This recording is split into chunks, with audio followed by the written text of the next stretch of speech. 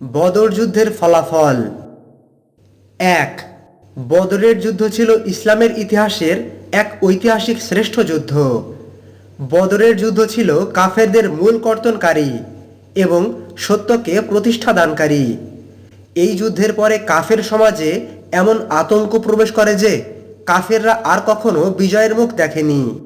যেমন পবিত্র কোরআনে মহান আল্লাহ তাআলা বলেছেন, আর যখন আল্লাহ দুইটি দলের একটির ব্যাপারে তোমাদের সাথে ওয়াদা করেছিলেন যে সেটি তোমাদের হস্তগত হবে, আর তোমরা কামনা করেছিলে যাতে কোনরূপ কণ্টক ছাড়াই সেটা তোমাদের হাতে আসে, অথচ আল্লাহ তাআলা চাইতেন সত্যকে স্বীয় সাহায্যের মাধ্যমে সত্যে পরিণত করতে এবং কাফেরদের মূল কর্তন করে দিতে, যাতে করে তিনি সত্যকে সত্য এবং মিথ্যাকে মিথ্যা প্রতিপন্ন করে দেন, যদিও পাপীরা তাতে নাখোশ হয়। ২. বদরের যুদ্ধে বিজয়ের ফলে মুসলমানদের শক্তি ও সাহস অনেক বেড়ে যায়। দলে দলে লোকেরা ইসলামে প্রবেশ করতে থাকে। এমনকি মুনাফিক নেতা আবদুল্লাহ ইবনে উবাই খাজরাজি এবং তার সঙ্গী সাথীরা প্রকাশ্যে ইসলাম কবুলে বাধ্য হয় এবং শত্রুরা ভীত হয়ে চুপসে যায়। ৩. বদরের যুদ্ধে বিজয় ছিল মক্কা বিজয়ের সোপান স্বরূপ। এর কিছুদিন পূর্বে শাবান মাস থেকে কাবার দিকে কিবলা পরিবর্তিত হয় এবং বদরের যুদ্ধের মাত্র ৬ বছর পরেই অষ্টম হিজরির ১৭ই রমজান তারিখে মক্কা বিজয়ের মাধ্যমে এটা পূর্ণতা লাভ করে। ৪. বদরের যুদ্ধ ছিল অভাবনীয়, কেননা এই যুদ্ধ পূর্ব পরিকল্পিত ছিল না। একইভাবে বদরের যুদ্ধে মুসলমানদের বিজয় ছিল অভাবনীয়, যা শুধুমাত্র আল্লাহ তাআলার বিশেষ রহমতে সাধিত হয়েছে। এটা শুধুমাত্র আল্লাহ তাআলার বিশেষ রহমতে সাধিত হয়। যুগে যুগে এভাবেই ইসলাম বিজয় হয়ে থাকে। ৫. বদরের যুদ্ধে মুসলিম বাহিনীর অভূতপূর্ব বিজয়ে ৪টি পক্ষ দারুণভাবে ক্ষুব্ধ ও ক্রুদ্ধ হয়। সেই ৪টি পক্ষ হচ্ছে মক্কার কুরাইশরা, মদিনার ইহুদিরা, মুনাফিকেরা এবং মদিনার আশেপাশের নাজদ প্রভৃতি এলাকার বেদুইনরা, যারা ছিল শুধুমাত্র দস্যু শ্রেণীর লোক। ঈমান ও কুফর কোনোটির প্রতি তাদের কোনো আকর্ষণ ছিল না। এই ৪টি শ্রেণীর প্রত্যেকেই নিশ্চিত ছিল যে মদিনায় ইসলামী খিলাফত প্রতিষ্ঠিত হলে তা অবশ্যই তাদের স্বার্থের বিরুদ্ধে যাবে। সেই কারণে সেই ৪ শ্রেণীর মানুষেরা সাধ্যমতো সকল উপায়ে মদিনার একটি স্থিতিশীল ইসলামী রাষ্ট্র প্রতিষ্ঠার বিরোধিতা করতে থাকে। কিন্তু আল্লাহ তাআলাই তো সর্বশ্রেষ্ঠ পরিকল্পনাকারী। আল্লাহ তাআলাই তার মহান পরিকল্পনা অনুযায়ী বদরের যুদ্ধে মুসলমানদেরকে বিজয় দান করেছিলেন। ৬. বদর যুদ্ধের ফলে ইহুদি গোত্রগুলোর মধ্যে সবচেয়ে সমৃদ্ধশালী গোত্র বনু কায়নুকা ভীষণভাবে ভীত ও ক্রুদ্ধ হয়। তাদের ষড়যন্ত্র তুঙ্গে ওঠে। এর ফলে মদিনা থেকে তাদের বহিষ্কার নিশ্চিত হয়ে যায়। বদর যুদ্ধের পরেই দ্বিতীয় হিজরির শাওয়াল মাসে তা কার্যকর হয়। বদর যুদ্ধের গুরুত্ব। ১.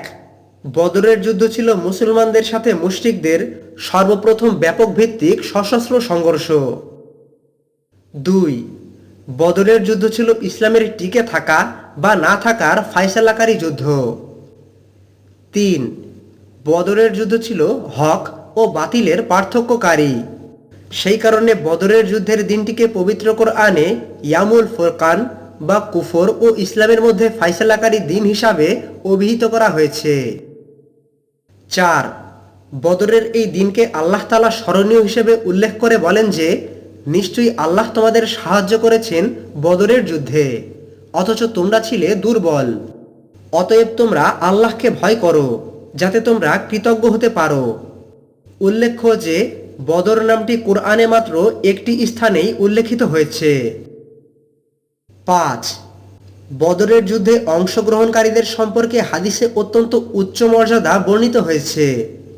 এমনকি মক্কা বিজয়ের প্রাক্কালে গোপন কথা ফাঁস করে মক্কায় প্রেরিত হাতেব বিন আবু বালতাআহ এর পত্র ধরা পড়ার পর আল্লাহ ও তার রাসূলের সাথে খেয়ানত করার অপরাধে ওমর রাদিয়াল্লাহু তাআলা আনহু তাকে হত্যা করার অনুমতি চেয়েছিল। তখন রাসূলুল্লাহ সাল্লাল্লাহু আলাইহি ওয়াসাল্লাম বলেছিলেন, নিশ্চয়ই আল্লাহ বদর যুদ্ধে অংশগ্রহণকারীদের সম্পর্কে বলেছেন, তোমরা যা খুশি করো, তোমাদের জন্য জান্নাত ওয়াজিব হয়ে গিয়েছে। এই কথা শুনে ওমর রাদিয়াল্লাহু তাআলা আনহু কাঁদতে থাকলেন। অন্য একটি বর্ণনায় এসেছে যে একজন ব্যক্তি বলেছিল যে সে জান্নাতে প্রবেশ করবে না। এটা শুনে রাসূলুল্লাহ সাল্লাল্লাহু আলাইহি ওয়াসাল্লাম বলেন, তুমি মিথ্যা বললে, বরং সেই ব্যক্তি জাহান্নামে প্রবেশ করবে না, কেননা সেই ব্যক্তি বদরে ও হুদাইবিয়াতে অংশগ্রহণ করেছে। অন্য একটি বর্ণনায় বলা হয়েছে ওই ব্যক্তি কখনোই জাহান্নামে প্রবেশ করবে না যেই ব্যক্তি বদরে ও হুদাইবিয়াতে অংশগ্রহণ করেছে। বদর যুদ্ধের পর্যালোচনা। ঐতিহাসিক বদরের যুদ্ধ পূর্ব পরিকল্পিত ছিল না, বরং আল্লাহ তাআলার দূরদর্শী পরিকল্পনায় ও বিশেষ ব্যবস্থাপনায় সুনিপুণভাবে এই যুদ্ধ সংগঠিত হয়েছিল। আর এই যুদ্ধে মহান আল্লাহ তাআলা মুসলমানদেরকে কাফেরদের বিরুদ্ধে বিজয় দান করেছিলেন, যেটা পরবর্তী ইসলামের বিজয়ের ভিত্তি হিসাবে পরিগণিত হয়েছিল। কারণ বদরের যুদ্ধের দিন মুসলমানরা ছিল নিতান্তই দুর্বল, অন্যদিকে কাফের শক্তি ছিল অত্যন্ত সবল। এমনকি সেই দিন মুসলমানেরা যুদ্ধ করবে নাকি মদিনায় ফিরে যাবে এই বিষয় নিয়েও সভায় পরামর্শ চলছিল। পরে আল্লাহ তাআলার নির্দেশে সেই ঐতিহাসিক বদরের যুদ্ধ সংগঠিত হয়েছিল, আর আল্লাহ তাআলার অনুগ্রহে মুসলমানরা বিজয় লাভ করেছিল। যেমন পবিত্র কোরআনে আল্লাহ তাআলা বলেছেন, স্মরণ করো যখন তোমরা নিকট প্রান্তে ছিলে, অর্থাৎ মদিনার প্রান্তে ছিলে, এবং কাফের বাহিনী ছিল দূর প্রান্তে, আর কাফেলা ছিল তোমাদের নিম্নভূমিতে। যদি তোমরা আগে থেকে যুদ্ধের ব্যাপারে সিদ্ধান্ত গ্রহণ করতে চাইতে, তাহলে সংখ্যায় অল্প হওয়ার কারণে তোমরা সেই প্রতিশ্রুতি রক্ষায় মতবিরোধ করতে। কিন্তু আল্লাহ তাআলা উভয় দলকে যুদ্ধে সমাবেত করার এমন একটি কাজ সম্পন্ন করতে চেয়েছিলেন যা নির্ধারিত হয়ে গিয়েছিল। এটা এই জন্য যাতে যেই ব্যক্তি ধ্বংস হবে সে যেন ইসলামের সত্য প্রতিষ্ঠিত হওয়ার পর ধ্বংস হয়, এবং যেই ব্যক্তি বেঁচে থাকবে সে যেন সত্য প্রতিষ্ঠার পর বেঁচে থাকে। নিশ্চয়ই আল্লাহ তাআলা সর্বশ্রোতা ও সর্বজ্ঞ। কোরআনের এই আয়াতে পরিষ্কার হয়ে যায় বদরের যুদ্ধ আল্লাহর রাসূল সাল্লাল্লাহু আলাইহি ওয়াসাল্লামের পরিকল্পিত কোনো বিজয় অভিযান ছিল না। মহান আল্লাহ তাআলার অনুগ্রহেই মুসলমানরা এই যুদ্ধে বিজয় লাভ করেছিল। এছাড়া আল্লাহ তাআলা এই যুদ্ধে 1000 ফেরেশতা পাঠিয়েছিলেন, যার মাধ্যমে মুসলমানদের মনোবল আরও বৃদ্ধি পেয়েছিল। আর ফেরেশতারা মুসলমান বাহিনীকে অনেক সাহায্য করেছিল।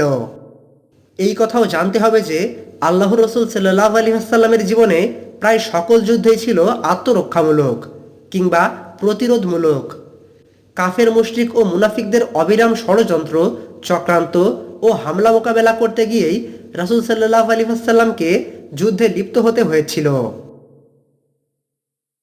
বদরের যুদ্ধের শিক্ষণীয় বিষয়সমূহ। 1. মক্কায় সামাজিক পরিবেশ প্রতিকূলে থাকায় সেখানে সশস্ত্র যুদ্ধের অনুমতি দেওয়া হয়নি। পক্ষান্তরে মদিনায় পরিবেশ অনুকূলে থাকায় এবং এখানে সবাই রাসূল সাল্লাল্লাহু আলাইহি ওয়াসাল্লামের নেতৃত্ব মেনে নিতে অঙ্গীকারবদ্ধ হওয়ায় রাসূল সাল্লাল্লাহু আলাইহি ওয়াসাল্লামকে সশস্ত্র যুদ্ধের অনুমতি দেওয়া হয়। এতে বোঝা যায় যে বিজয়ের সম্ভাবনা ও পরিবেশ না থাকলে যুদ্ধের ঝুঁকি না নিয়ে সবর করতে হবে, যেমনটি মাক্কি জীবনে করা হয়েছিল। 2. মূলত বদরের যুদ্ধ ছিল আত্মরক্ষামূলক। কাফির আবু জাহেলকে বদরের যুদ্ধে মোকাবেলা না করলে সে সরাসরি মদিনায় হামলা করার দুঃসাহস দেখাতো, যা ইতিপূর্বে তাদের একজন নেতা সরাসরি মদিনার উপকণ্ঠে হামলা করে গবাদি পশু লুট করে নিয়ে যাওয়ার মাধ্যমে জানিয়ে গিয়েছিল। এতে বোঝা যায় যে আত্মরক্ষা এবং ইসলামের স্বার্থ ব্যতীত অন্য কোনো কারণে কাফেরদের সাথে সশস্ত্র যুদ্ধের অনুমতি নেই। 3. যোদ্ধার সংখ্যা এবং যুদ্ধের সরঞ্জাম বিজয়ের মাপকাঠি নয়, বরং দৃঢ় ঈমান ও আল্লাহর উপর একান্ত নির্ভরশীলতাই বিজয়ের মূল হাতিয়ার।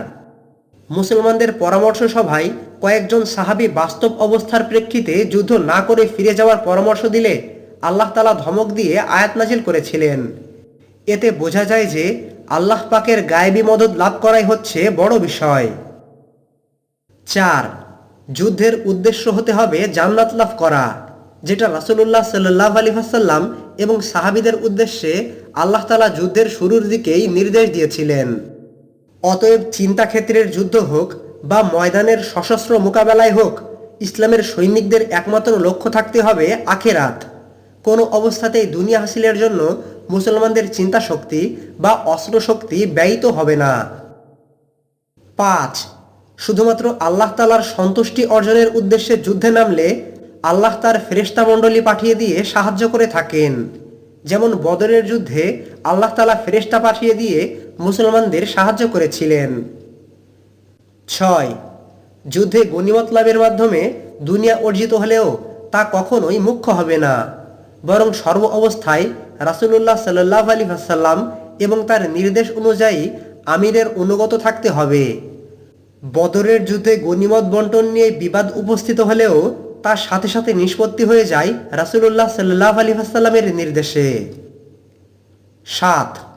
কাফেররা মূলত মুসলমানদের ঈমানী শক্তিকে ভয় পায়। এই কারণে পরবর্তীতে উহুদের যুদ্ধে তারা মহিলাদেরকে সাথে করে এনেছিল, যাতে পুরুষেরা যুদ্ধের ময়দান ছেড়ে পালিয়ে না যায়।